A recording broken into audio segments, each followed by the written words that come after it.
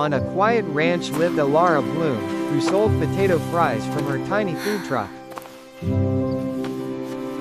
But business was slow, and Elara worried about how she would survive. One evening, she wandered through the meadows, hoping to find inspiration.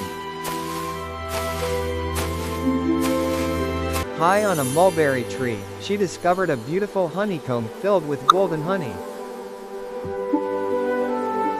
The next day, she climbed the tree and took the honeycomb, unaware someone was following her. From the shadows, an angry bee named Bumblea watched silently behind Elara. Elara mixed the honey into her ranch sauce, and something magical happened. Soon people came from everywhere to taste her delicious honey ranch fries. Curious Bumblea tasted the sauce, and it was heavenly. Bumblea revealed herself and asked if she could build a safe home in Elara's garden.